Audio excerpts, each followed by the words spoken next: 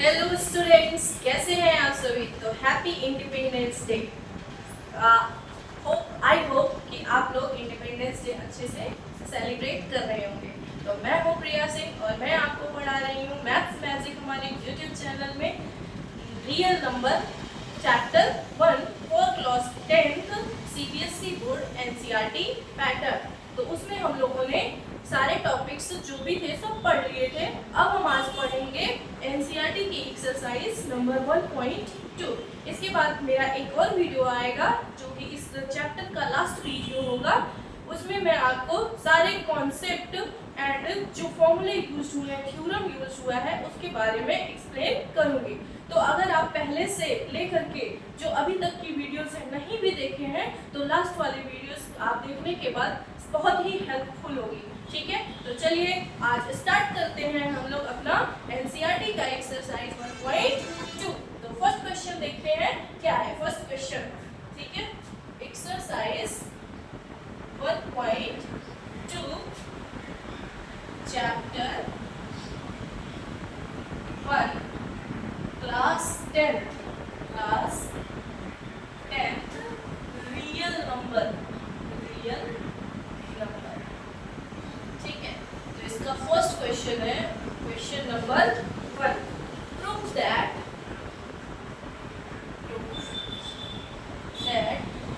Root 5 is irrational. इसके अगले video में मैंने आपको प्रूफ करना सिखाया है। हम लोग इसका यूज करते हैं, कॉन्ट्राडिक्शन मेथड का यूज करके इसको प्रूफ करेंगे। ठीक है, तो चलिए आगे देखते हैं सॉल्यूशन। देखिए इसका क्या होगा। ठीक है, हम लिखेंगे लेट रूट 5 इज रेशनल। कैसा है रूट 5? Rational number. रूट 5 को ये मान के चलेंगे कि ये एक रेशनल नंबर है। ठीक है, अगर ये रेशनल नंबर है तो इसको हम p बाई क्यू के फॉर्म में लिख सकते हैं। तो चलिए देखते हैं हम इसको क्या कह सकते हैं। If root 5 is rational number then root 5 equal to p by q, q not equal to 0 and where p and q are integers। ठीक है, अब आगे देखते हैं ये क्या है। दोनों को प्राइम है, p and q are को प्राइम। क्या है? को prime. That is real HCF, highest common factor. Real HCF is 1।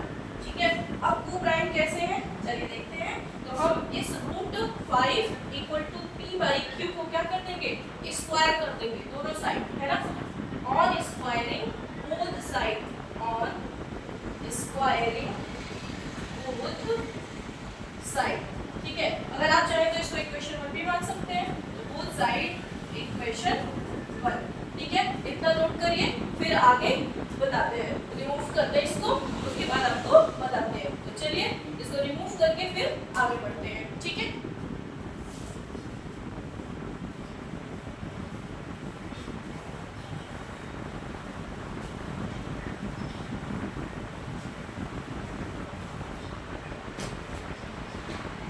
चलिए देखिए, जब हम इसको स्क्वायर कर देंगे तो रूट 5 का square equal to p by q का स्क्वायर। ये क्या हो जाएगा? 5 इधर क्या हो जाएगा? p स्क्वायर अपॉन में q स्क्वायर। ठीक है, तो यहाँ से हम इसको ऐसा लिख सकते हैं 5q square equal to p square. ठीक है, इसको हम कुछ इक्वेशन नंबर दे देते हैं 2। ठीक है, अब हम पढ़े हैं थ्योरम कि if 5 upon p square and 5 upon p, अगर p स्क्वायर 5 को डिवाइड करेगा तो p भी 5 को डिवाइड करेगा। और ये दोनों अगर 5 को डिवाइड करेंगे दैट मीन्स कि 5 जो है उनका एक फैक्टर है। तो हम इसको क्या लिख लेंगे बेटा? इसको लिख लेंगे कि 5 is the factor of p। 5 क्या है? p का एक फैक्टर है। अब हम क्या करेंगे? इसको लिखेंगे, ले लेंगे टेक 5k। क्या लेट करेंगे हम, टेक ले लेंगे कि p इक्वल टू क्या है 5k है, और ये k जो है वो क्या है, कोई भी इंटीजर है, k is any integer, k is any integer, ठीक है। अब नेक्स्ट हम क्या करेंगे, इस वैल्यू को जो p की वैल्यू है इसको उठा करके इसमें पुट कर देंगे इक्वेशन नंबर 2 में। चलिए मैं सेपरेशन दे देती हूँ एंड सेपरेशन के बाद यहाँ पर आपको बता देती हूँ। तो हम लोग क्या करेंगे, put the value of p in equation second, ठीक है। जब इक्वेशन सेकेंड में रखेंगे तो ये क्या हो जाएगा बेटा, रखेंगे 5q² और इधर क्या हो जाएगा 5k का होल स्क्वायर, तो ये 25k² हो जाएगा, 5 से कटेंगे तो क्या हो जाएगा 5k², ठीक है। अब हम यहाँ पे देख रहे हैं q² है ना, तो इसको लिख सकते हैं ऐसा 5/q² एंड 5/q। तो हम क्या देख रहे हैं कि थ्योरम का यूज हो गया यहाँ पर कि जो डिजिट या नंबर q² से डिवाइड है वो q से भी डिविजिबल होगा, ठीक है। तो यहाँ पर हम ये कह सकते हैं कि 5 is factor of q, 5 is also factor of q, ठीक है। यहाँ पे हमने देखा था कि 5 जो है वो p का फैक्टर है, और हमने यहाँ पे देखा कि 5 जो है वो q का भी फैक्टर है, ठीक है। देन अब हम लोग अपने आंसर की तरफ आते हैं, तो इसको रिमूव करने के बाद मैं आपको आंसर लिख देती हूँ, ठीक है। कंफ्यूज मत होइएगा, मैंने सेपरेशन डाल दिया है, ठीक है। तो आगे चलते हैं, इसको रिमूव करके। क्वेश्चन थोड़े लेंथी है तो हो सकता है कि बोर्ड थोड़ा सा छोटा है तो आपको एडजस्ट करना पड़े, बट मैं कोशिश करूंगी कि आपको समझ में प्रॉपर आ जाए, ठीक है। चलिए हम इसको फिर क्या लिखेंगे, this implies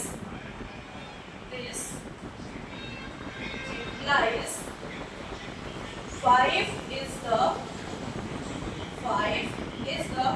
common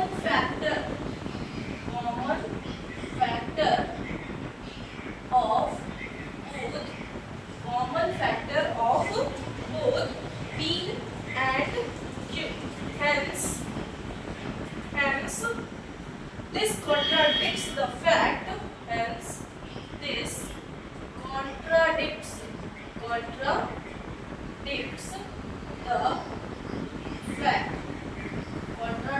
The fact that root 5 is irrational. root 5 क्या होगा, irrational। ये तो हमें प्रूफ करना था, ठीक है। हम लेट करके चलेंगे, और अगर हमने लेट किया था रेशनल, तो अगर वो बात गलत हो गई तो दैट मींस कि रूट 5 क्या है, irrational है। यही तो कॉन्ट्रडिक्शन मेथड है, ठीक है। चलिए अब हम लोग आते हैं अपने नेक्स्ट क्वेश्चन में, क्वेश्चन नंबर 2 पे, ठीक है। तो क्वेश्चन नंबर 2 क्या है बेटा, चलिए देख लीजिए, इसको रिमूव करती हूँ, फिर आपको क्वेश्चन नंबर 2 बताती हूँ।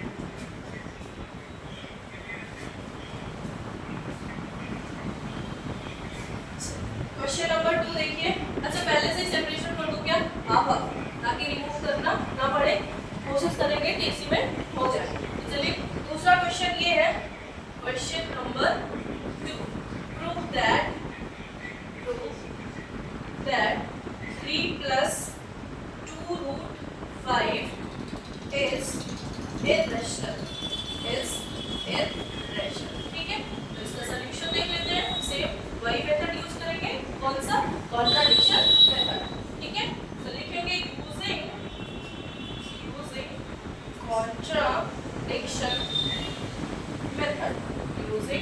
कॉन्ट्राडिक्शन मेथड, ठीक है। तो हम क्या करेंगे, सबसे पहले अगर कॉन्ट्राडिक्शन मेथड यूज कर रहे हैं तो हम इसको मान लेंगे कि रेशनल है, ठीक है। तो करेंगे late 3 plus 2 root 5 is rational if 3 plus 2 root 5 is rational then इसको p by q के फॉर्म में लिख सकते हैं। तो क्या लिखेंगे, 3 plus 2 root 5 equal to p by q and q not equal to 0। q क्या होगा, not equal to 0। अब इस इक्वेशन को सॉल्व करिए, ठीक है। इस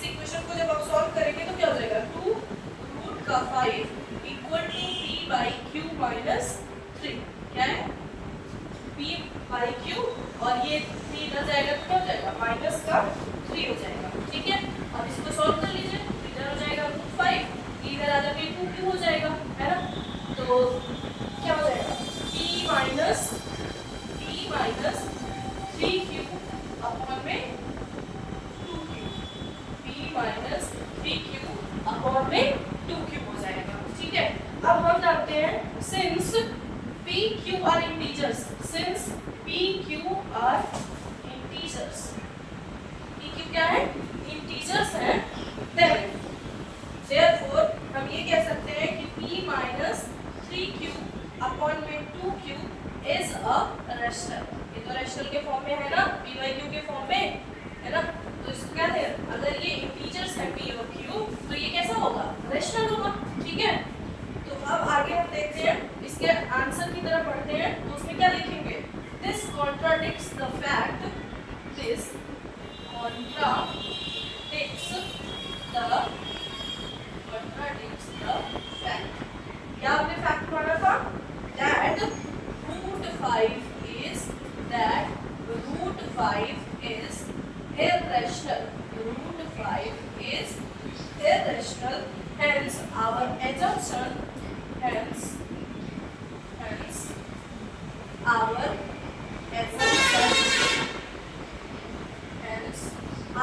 assumptions that 3 plus √5, 3 plus 2 √5, 3 plus 2 √5 is rational is false। हमारा assumption जो था वो क्या हो गया, गलत हो गया। therefore हम ये कह सकते हैं, therefore 3 plus 2 √5 is irrational। ऐसा होगा irrational। ठीक है, नोट डाउन कर लीजिए, फिर हम लोग बढ़ते हैं next question, question number 3। Question number 3 में आपके 3 क्वेश्चंस हैं, तो मैं सोच रही हूँ 2 क्वेश्चन मैं करवाऊँ और 1 क्वेश्चन आपका होमवर्क रहेगा। ठीक है, क्योंकि प्रोसेस तो आप सीख ही चुके हैं, तो 1 क्वेश्चन तो आप अपने से लगा सकते हैं, मैं इतना उम्मीद कर सकती हूँ। ठीक है, चलिए आगे देखते हैं।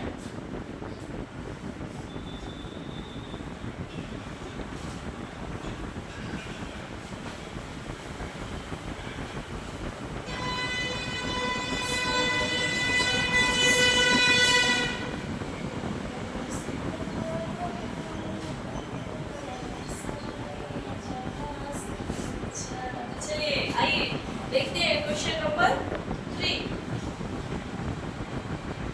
क्वेश्चन नंबर 3 क्या है, prove that the following are irrational, prove that the following are irrational. ठीक है, इसमें जो हमारा पहला पार्ट है वो क्या है 1/√2। ठीक है, तो इसका सॉल्यूशन देख लेते हैं, है ना। सेम वही फंडा यूजिंग कॉन्ट्राडिक्शन मेथड। तो हम लोग क्या लिखेंगे, कॉन्ट्राडिक्शन मेथड का अगर यूज करेंगे तो हम इसको क्या लेट करते हैं, late 1/√2 is rational.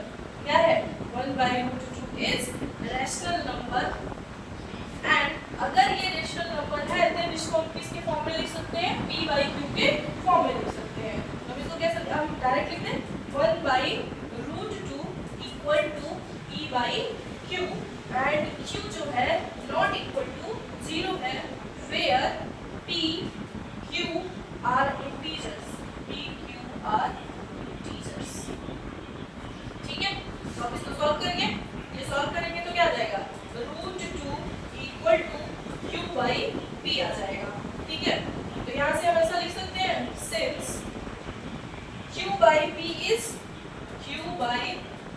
is rational, q/p is rational, and qp are integers, qp are integers। ठीक है, यहाँ पे क्या था 1/√2 इक्वल टू p/q, जहाँ पे q नॉट इक्वल टू 0 था और pq जो थे इंटीजर्स थे। अब जब मैंने इसको सॉल्व किया √2 इक्वल टू q/p कर दिया, तो q/p जो है वो रेशनल नंबर हो गया। ये क्या है, एक रेशनल नंबर के फॉर्म में ही तो है, तो ये एक रेशनल नंबर हो गया। और जहाँ पर q और p क्या हो गए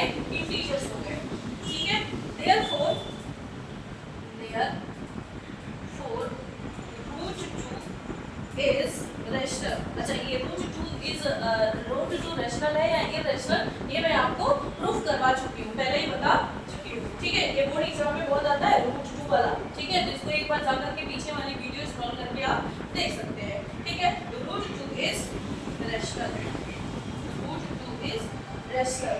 this contradicts to the fact, this contradicts to the fact that √2 is irrational। क्या होगा? √2 is irrational, ठीक है। नोट डाउन करिए।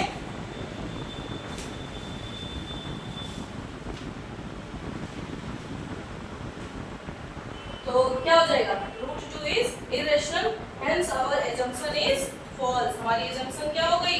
false हो गई। hence our assumption is false and 1/√2 is irrational। 1/√2 is irrational। Note down and then remove। Next part, second part इसका क्या है वो देख लेते हैं, एंड थर्ड पार्ट आप लोगों के लिए होमवर्क रहेगा, ठीक है। चलिए तो आगे बढ़ते हैं।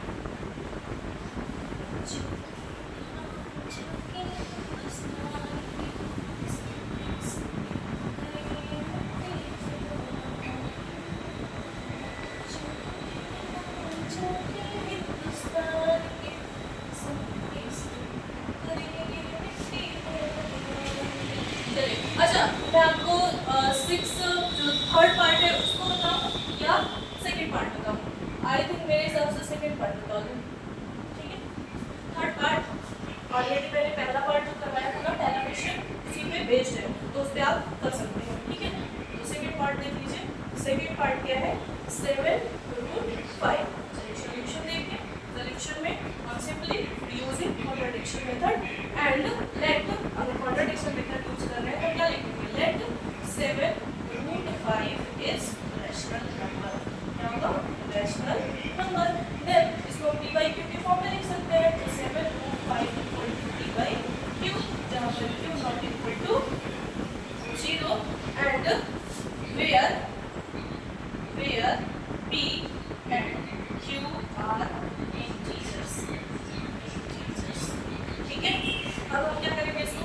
√5 equal to p by 7q, ठीक है। अब p by 7q is a rational. p by 7q ये बिल्कुल ऐसा लिख सकते हो, p by 7q is rational as p and q are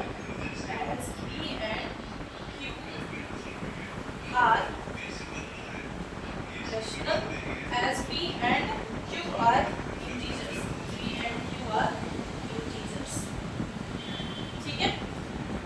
therefore हम ऐसा लिख सकते हैं, therefore √5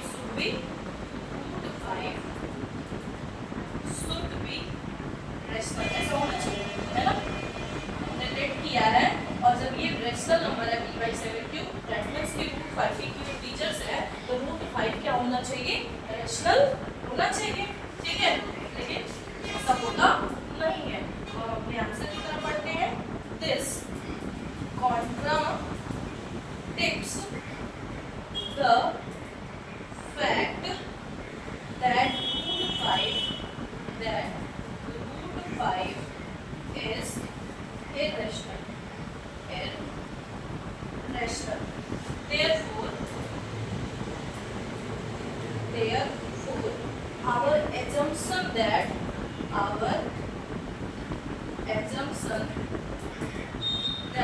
7/5 is rational is false। तो हमारा assumption क्या हो गया? false हो गया। hence 7/5 is irrational, ठीक है। तो नोट डाउन कर लीजिए। फिर इसका थर्ड पार्ट वो आपका होमवर्क रहेगा। क्वेश्चन बता दूं थर्ड पार्ट में क्या है? चलो आ जाओ देखो।